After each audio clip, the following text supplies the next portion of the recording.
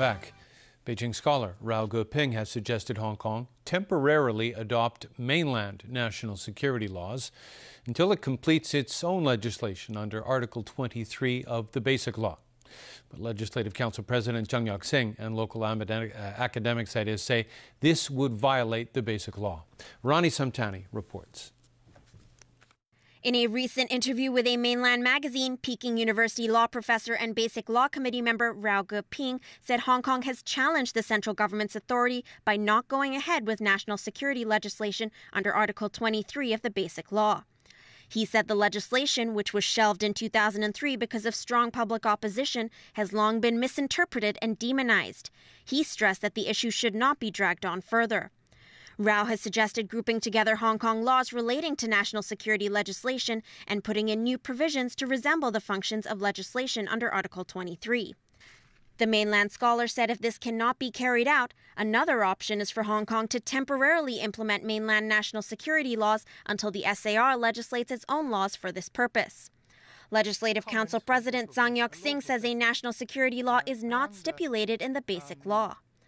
I think as someone who has studied the Basic Law for a long time, it is for Professor Rao to explain why that should be so. Because as we understand the Basic Law, of course, the only national laws that would apply in Hong Kong are those listed in Annex 3 of the Basic Law. And obviously, the national security law is not there.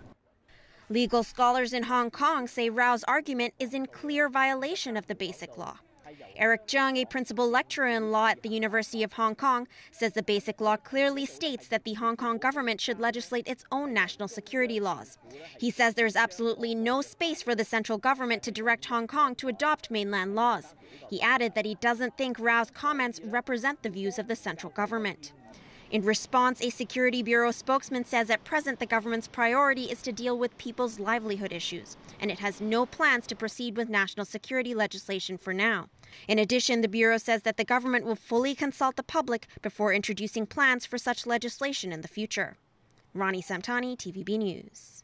Former LegCo president and Chinese University honorary professor Andrew Wang today defended the political reform proposal recently put forth by 18 academics. Wang, who is part of the group, said they simply want to offer everyone a chance to run in the 2017 chief executive election.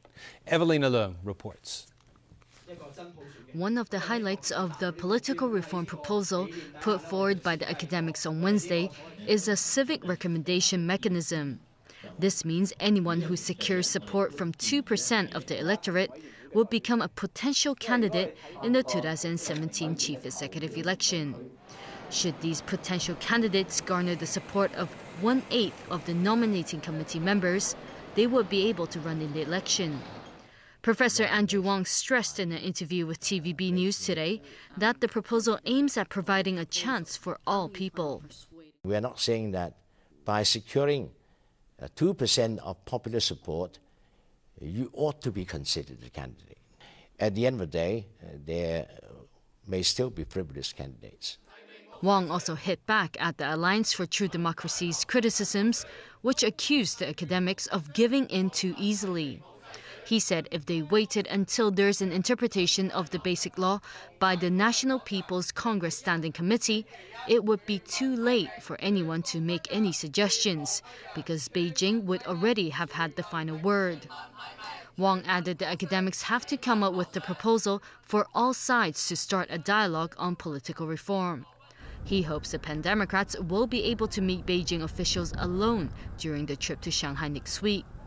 If the Pan-Democrats and pro-establishment lawmakers are in the meeting together, he said, the opposing sides will be repeating their stances on political reform without any real in-depth discussions on the issue. Evelina Lang, TVB News.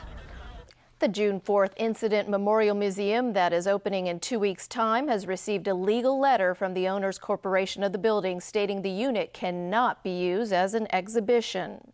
But the Hong Kong Alliance in support of patriotic democratic movements of China says there is no breach of the deed of mutual covenant. Rachel Lung reports.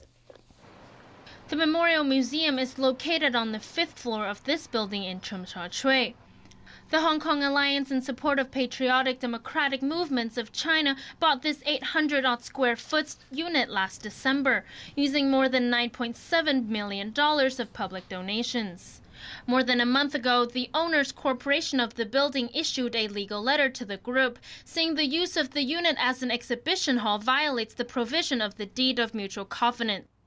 The corporation is also worried that the constant flow of visitors could become a problem for the tenants of the building. The vice chairman of the alliance, Richard Choi, denied any wrongdoing. He said the alliance had sought legal advice prior to the purchase and that operating an exhibition hall there does not breach the Deed of Mutual Covenant. He said as the owner of the unit, the alliance has the right to invite people to visit. Choi said crowd control measures will be implemented to ensure tenants of the building won't be affected. The alliance will meet with the building's owners' corporation on Wednesday to further discuss the issue in an attempt to avoid litigation. Rachel Leung, TVB News. A survey has found that recruitment agencies are overcharging foreign domestic helpers for the agency fee. The Hong Kong Catholic Commission for Labor Affairs interviewed 302 helpers and 252 employers between October and December last year. 60% of helpers were charged an agency fee higher than the amount permitted under the employment agency regulations. A majority were required to pay more than $6,000. The survey organizer points out this is a serious matter, but believes there are few complaints due to a lack of knowledge on this issue. It's called on the government to step up its monitoring of recruitment agencies. The government is planning to relocate the Food and Environmental Hygiene Department's office and vehicle depot in Mong Kok to the West Kowloon reclamation area. It's expected that by 2019, the Mong Kok site will be made available to commercial developments and the construction of a traffic interchange. Stephanie Choi reports.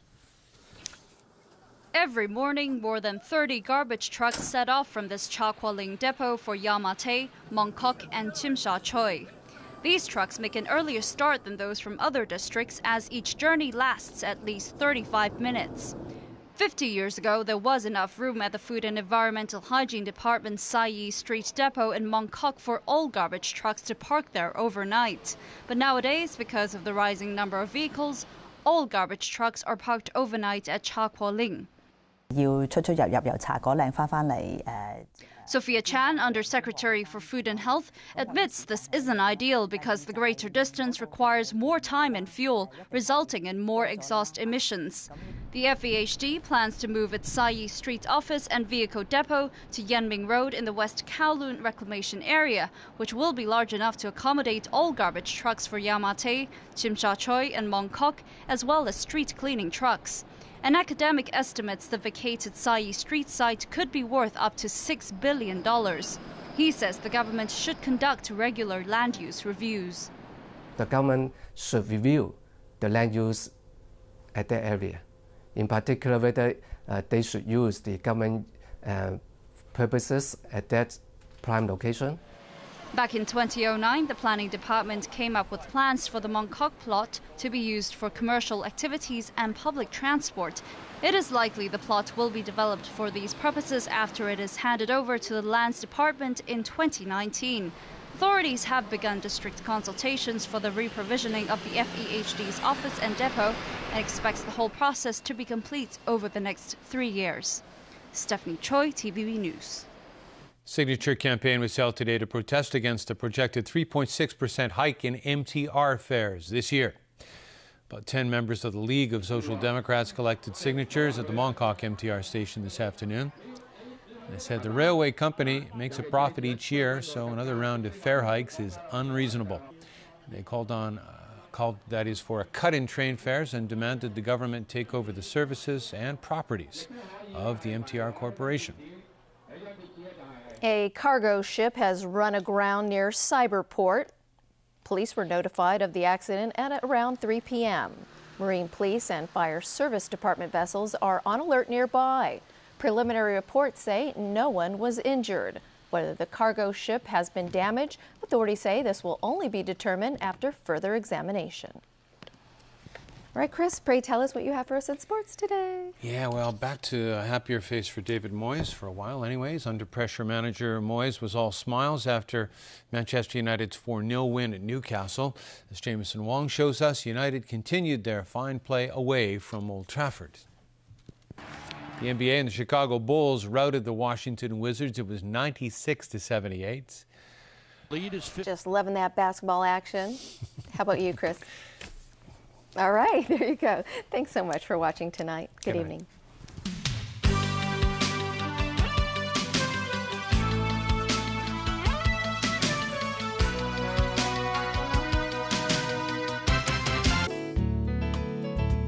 Hello everyone, it was cloudy and windy with rain today. At 5 p.m, a fresh to strong easterly airstream was affecting the coast of Guangdong. Up until 5 p.m, today's temperatures ranged from 17.7 to 21 degrees. And the current temperature is 18 degrees Celsius. 9.2 millimeters of rain has been recorded since midnight. And the strong monsoon signal has been issued. Seferi has the weather tomorrow.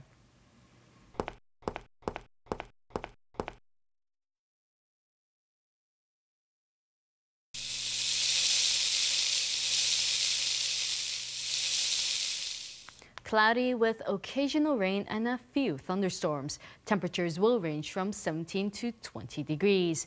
The rain will ease off in the next few days. However, it will remain cloudy. Tomorrow's air quality health index will range from low to moderate. And the maximum UV index forecast for tomorrow will be about 2. Now, here's the latest global weather update. Cloudy in Shanghai, rain in Taipei, showers in Xiamen. Rain in Guangzhou, thunderstorms in Macau, cloudy in Chengdu. Sunny in Beijing and Tokyo, cloudy in Seoul. Thunderstorms in Bangkok, rain in Ho Chi Minh City, sunny intervals in Manila. Thunderstorms in Kuala Lumpur, sunny intervals in Singapore, rain in Jakarta. Thunderstorms in New Delhi, sunny in Karachi and Mumbai. Cloudy in Cairo, showers in Nairobi. Showers in Brisbane and Sydney, sunny intervals in Melbourne and Auckland. Showers in Toronto, rain in New York. Sunny intervals in Vancouver, sunny in San Francisco and Los Angeles. Rain in London, showers in Paris, cloudy in Amsterdam and Frankfurt, sunny in Zurich. And that's the weather. Have a great evening.